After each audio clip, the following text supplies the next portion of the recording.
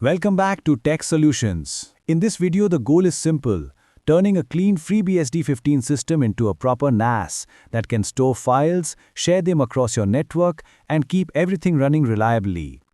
FreeBSD is famous for stability, so it's a great foundation for a home or small office server. Let's walk through the full process from system prep all the way to accessing your share on another machine. The first thing to do on any fresh FreeBSD install is update the system. It keeps your base tools current and avoids strange behavior later.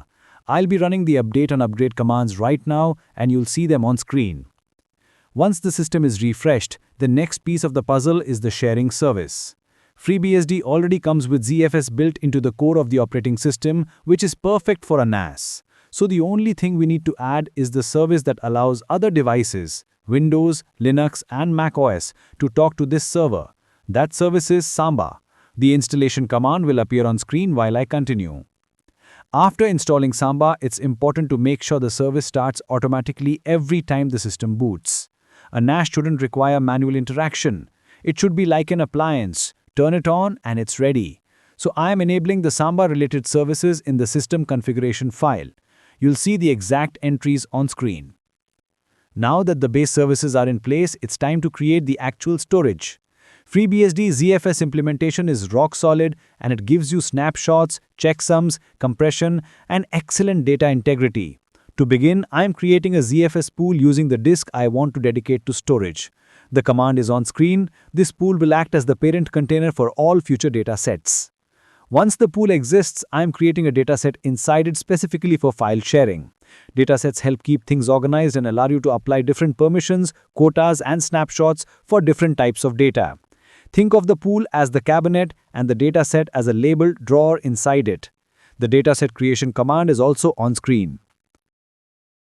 Before the share can work properly, the dataset needs the right permissions. Otherwise, you'd run into annoying errors or be blocked from accessing files. So I am assigning the dataset to the user and group that will manage the shared folder.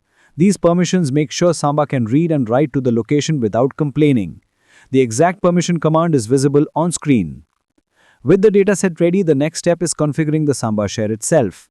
I'm opening the Samba configuration file and adding a simple block that defines the share name, the path to the dataset, and the basic behavior of the share. Nothing fancy, just a clean, functional setup that works right out of the box. You'll see the structure on screen so you can copy it directly into your own configuration. Now that the configuration is set, I am restarting the Samba service. This reloads the new settings and brings the NAS share online. From this point on, the share is live and ready to be accessed from any machine on your local network. Let's wrap things up by connecting to it. On Windows, open the Run box and type the network path for the share. On Linux, open your file manager, head to the network section, and enter the same network path.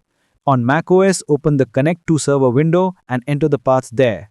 In all cases, the NAS should appear instantly and you'll be able to browse, add, and edit files like a normal network drive.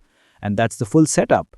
A FreeBSD 15 NAS running on ZFS shared through Samba, built to stay stable for years. This setup gives you a reliable and flexible storage solution without needing extra software or complicated interfaces. If you want to take it further, you can add snapshots, replication, or even mix in NFS shares for Unix environments.